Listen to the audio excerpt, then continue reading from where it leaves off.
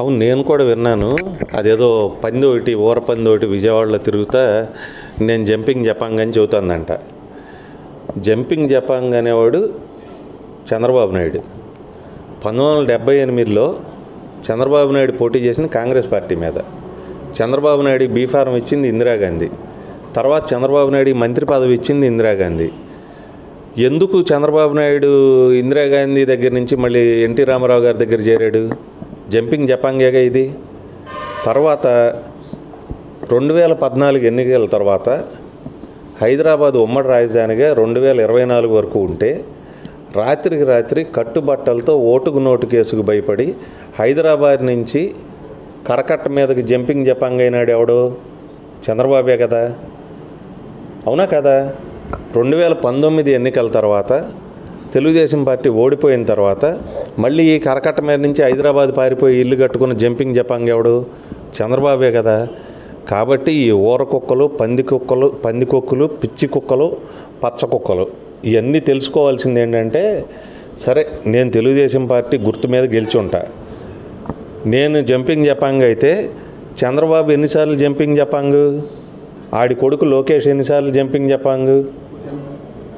అదేవిధంగా లోకేష్ బొమ్మ పెట్టుకొని గెలిచామంటారు. ఆడే గెలవలేదు మంగళగిరిలో, ఆడి బొమ్మ పెట్టుకుని నేను గెలుస్తానంట. వాళ్ళ నాన్న బొమ్మ పెట్టుకుని ఆడికి గెలవలా. వీళ్ళిద్దరు బొమ్మ పెట్టుకుని 200 మందికి 175 మందికి అసెంబ్లీ స్థానాలు, 25 మందికి పార్లమెంట్ స్థానాలు ఇస్తే 26 మంది గెలిచారు. 174 మంది ఓడిపోయారు. ఇంతమంది ఓడిపోతే వీడి బొమ్మ పెద్ద దివ్యమంగళ విగ్రహం అని, దివ్యమంగళ స్వరూపం అని వీడి బొమ్మ పెట్టుకుని గెలుస్తారు. చెప్పే యాదవకి బుద్ధి ఉండాలి. జనరల్గా ఒక సామెత ఉంది, చెప్పేవాడు చంద్రబాబు అయితే వినేవాడు వీపీ సింగ్ అనే.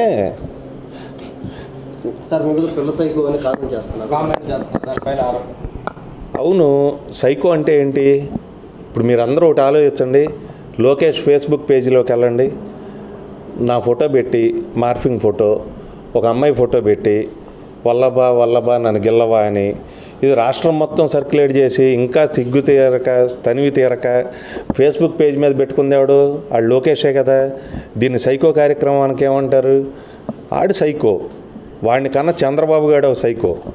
చంద్రబాబు కనీసం కొడుక్కి ఇది కరెక్ట్ కాదు, ఎవడో పక్కనాడు చేయొచ్చు, వెనకాడు చేయొచ్చు, కానీ నీకు సిగ్గు శరం లేకుండా నువ్వు చేయటం ఏంటని చెప్పకుండా ఐటీడీపీలో పోస్టింగ్లు పెట్టడం, ఇవన్నీ కూడా ఈ పాటలు పెట్టడం. ముసల్ సైకో, డకోటా సైకో, ఈడు పిల్ల సైకో. సార్, కొడాలని మీరు రాష్ట్రాన్ని దోచుకుంటున్నారు, ప్రజలను మాకు అసలు అంత కర్మ పట్ల మా ఆస్తులు ఇవన్నీ కూడా ఇన్కమ్ ట్యాక్స్లోనో లేకపోతే ఎలక్షన్ కమిషన్లోనో ఉంటాయి. ఇప్పుడు చంద్రబాబు నాయుడు బాగా నీతివంతుడని చెబుతున్నాడు కదా.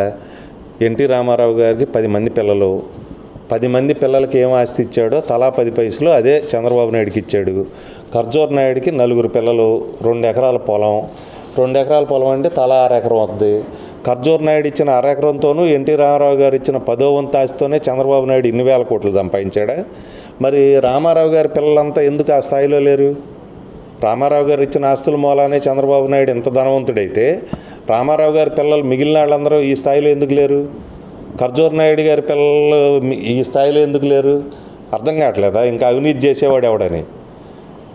అవినీతికి ఆది గురువు చంద్రబాబు నాయుడు అని కమ్యూనిస్ట్ పార్టీ వాళ్ళు ఒకసారి 1999లోనో 2000లో అనుకుంటా పుస్తకం కూడా వేశారు నాకు తెలిసి, సిపిఎం వాళ్ళు.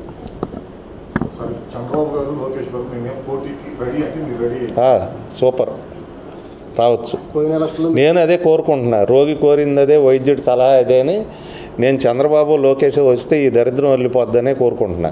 సార్, మీ మీద డీటెయిల్ మగ్గోండి వదులుతామని అంటున్నారు. వీళ్ళు కాదా? చంద్రబాబు లోకేష్ కాదా ఏంటి? మరి కొన్ని ఆరోపణలు అయితే వస్తున్నాయి. చంద్రబాబు లోకేష్ కాదా అన్న, నువ్వేదో చెప్పావు ఒక వర్డు. సార్, గత ఎన్నికల్లో టీడీపీ తరఫునే మీరు గెలిచారు, చంద్రబాబు నాయుడు ఫోటో పెట్టుకుని గెలిచారు. అవునబ్బా, టీడీపీ తరఫునే గెలిచా. నేను చంద్రబాబు ఫోటో పెట్టి గెలిచానంటున్నారు. చంద్రబాబు ఫోటో పెట్టుకుని చంద్రబాబు కొడుకు లోకేషే గెలవలేదు కదా. చంద్రబాబు ఫోటో పెట్టుకుని 200 మంది పోటీ చేశారు ఈ రాష్ట్రంలో. 23 మంది శాసనసభ్యులే గెలిచారు, 3 పార్లమెంట్ సభ్యులు గెలిచారు. నువ్వు మొత్తం 200 మందికి బీఫారం ఇచ్చావు. తర్వాత స్థానిక సంస్థల ఎన్నికల్లో కొన్ని 100 మందికి 1000 మందికి ఇచ్చావు. నీ బొమ్మ పెట్టుకుని ఎవడ గెలిచాడు? ఈ రాజకీయాల్లోకి అనవసరంగా ఇంట్లో ఆడవాళ్ళను బయటికి తీశారంటున్నారు, దాని గురించి నేను ఇందాక మీకు చెప్పే కదా, ఫేస్బుక్ పేజీలో లోకేష్ అనేవాడి ఫేస్బుక్ పేజీలో నా మీద ఒక పాట, ఒక అమ్మాయి బొమ్మ, ఒక ఇది ఉంటుంది. ఐటీడీపీలో పెట్టారు, తన ఫేస్బుక్ పేజ్ మీద పెట్టుకున్నాడు. వాళ్ళందరూ ఎవరు ఆడాళ్ళు కదా, లోకేష్ ఇంట్లో ఆడాళ్ళని అడ్డం పెట్టు బతికే బతుకు చంద్రబాబుది, లోకేష్ది. చంద్రబాబుని ఏమంటారు ఇప్పటికైనా ఎవడైనా? ఎన్టీ రామారావు అల్లుడు అంటారు. 75 ఏళ్ల వయసు వచ్చింది. ఎన్టీ రామారావు అల్లుడు అనక ఏమంటారు? ఖర్జూర్ నాయుడు కొడుకు అంటారా? కాదు కదా. ఎన్టీ రామారావు అల్లుడు అంటే ఏంటి? ఎన్టీ రామారావు గారి కూతురు భర్త. అంటే ఆడాళ్ళని అడ్డం పెట్టుకొని బతుకుతుంది ఎవరు? చంద్రబాబు. ఆడనేమంటారు? బాలకృష్ణ అల్లుడు అంటారు, లేకపోతే ఎన్టీ రామారావు గారు మనవడు అంటారు. అంటే ఎన్టీ రామారావు గారు కూతురు బిడ్డ అంటారు. అక్కడెవరు మరి ఆడాళ్ళని అడ్డం పెట్టు బతికేది? కాబట్టి చంద్రబాబుకి, లోకేష్కి వెన్నతో పెట్టిన విద్య ఏంటంటే ఆడాళ్ళని అడ్డం పెట్టు బతకటం. సార్ గన్నవరం డిపాజిట్లు రాకుండా తరిమి కొడతామని ఆరోపణ వస్తుంది సార్. ఇప్పుడు ఈ పిచ్చి కుక్కలు, పచ్చ కుక్కలు, పంది కుక్కలు చంద్రబాబు గజ్జి చేతుల మీదుగా బిర్యానీ పొట్లాలు, పలావ్ పొట్లాలు తీసుకొని మోచేతి నీళ్లు తాగే ఎదవలు, డకోటగాళ్ళు మొత్తానికి చెబుతున్నా, మీరు నోరు కంట్రోల్లో పెట్టుకోకపోతే చంద్రబాబు జీవిత చరిత్ర మేము మాట్లాడాల్సి వస్తుంది. చంద్రబాబుది, లోకేష్ది మాట్లాడితే ఇక తట్టుకోలేరు. ఈ రాజకీయాల్లో డిఎన్ఏ ఇది కూడా వస్తుంది. డిఎన్ఏ అంటే తండ్రిదో తల్లిదో చెబుతారు కదా. ఇందాక ఎవరో చెబుతున్నారు చంద్రబాబు నాయుడు డిఎన్ఏ శ్రీకృష్ణదేవరాయలదని. మరి నాకు అర్థం కాల. అదేంటి నేను ఇప్పుడు దాకా జగన్ గారిని ఎవరన్నా ఏమన్నా అంటే ఏమంటారు? రాజశేఖర రెడ్డి గారు అబ్బాయి అంటారు. రాజశేఖర రెడ్డి గారు ఎవరంటే రాజారెడ్డి గారు అబ్బాయి అంటారు. అంతేగాని ఎన్టీ రామారావు అల్లుడనో లేకపోతే బాలకృష్ణ గారు అల్లుడనో అనరు కదా. చంద్రబాబు ఎప్పుడన్నా ఖర్జూర్ నాయుడు కొడుకు అని చెప్పుకున్నాడా? ఖర్జూర్ నాయుడు వర్ధంతి కానీ జయంతి కానీ ఎప్పుడైనా చేశాడా? ఇంట్లో కానీ బయట కానీ వాళ్ళ అమ్మది కానీ చేశాడా? లోకేష్ ఎప్పుడన్నా నేను ఖర్జూర్ నాయుడు మనవండి అని చెప్పుకున్నాడా? ఏందబ్బా ఇదంతా? అందరూ రామారావు గారి పేరు చెప్పుకోవడం తప్పితే ఇక ఖర్జూర్ నాయుడు పేరే చెప్పేవాళ్ళు లేడు. ఇంకా పైగా అదేదో శ్రీకృష్ణదేవరాయలు డిఎన్ఏ అని చెబుతున్నారంట. మరి ఆ శ్రీకృష్ణదేవరాయల వంశం వాళ్ళు ఎవరిని ఉంటే ఇక వాళ్ళు రావాలి క్లెయిమ్కి. లేదుగా, అర్థమైంది అబ్బా.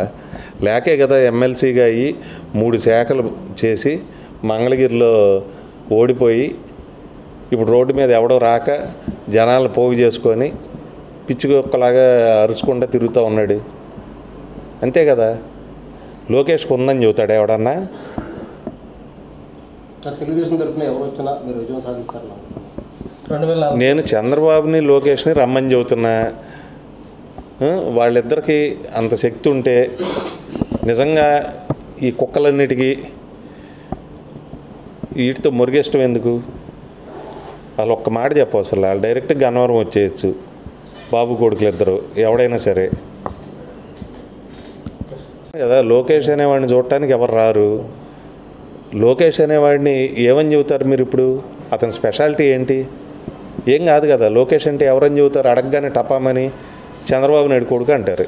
ఇంకా వేరే ప్రత్యేకత ఏమైనా ఉందా? జీవితంలో ఏమైనా సాధించాడా? ఏమైనా పీకాడా? కాబట్టి యువ గజమైన, యువ గళమైన, యువ గంగాళమైన, యువ గందరగోళమైన, యువ తెపాళమైన ఏమి అదేమి ఇదయ్యేదేం లేదు. ఊరికే స్పాన్సర్డ్ కార్యక్రమం. తన డబ్బుతో తన పూలు చల్లుకోవటం, తన డబ్బుతో తన బస్సు కొనుక్కోవటం, తన డబ్బుతో జనాలను పోగు చేసుకోవడం, తన డబ్బుతో టిఫిన్లు, భోజనాలు, ఇదంతా కూడా ఆర్గనైజ్డ్ కార్యక్రమం, స్పాన్సర్డ్ కార్యక్రమం. వైసీపీ అభ్యర్థి యార్లగడ్డ వెంకటరావు గారు తెలుగుదేశంలో మీ మీద పోటీకి వస్తున్నారని ఒక రూమర్ అయితే ఇదైంది. బట్ నేను చంద్రబాబుని రమ్మంటే ఆడెవడో కందగడ్డ, యార్లగడ్డ, ఆలుగడ్డ ఇవన్నీ ఎందుకబ్బా నీకు? అసలు నేను రమ్మన్నాం కదా. చంద్రబాబును, లోకేష్ను రమ్మన్నా. నీకేమన్నా మీ అందరికీ కొద్దిగా పరపతి ఉంటే చెప్పి ఇక్కడ రమ్మనండి. తెలుగుదేశం పార్టీ కంచుకోవటం చెబుతాడు కదా, గుడివాడ గన్నవరం.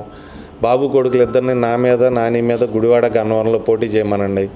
మధ్యలో ఈ కుక్కలన్నీ ఎందుకు మరగటం, ఈ పందులన్నీ గేంకరించటం, ఇవన్నీ ఎందుకు?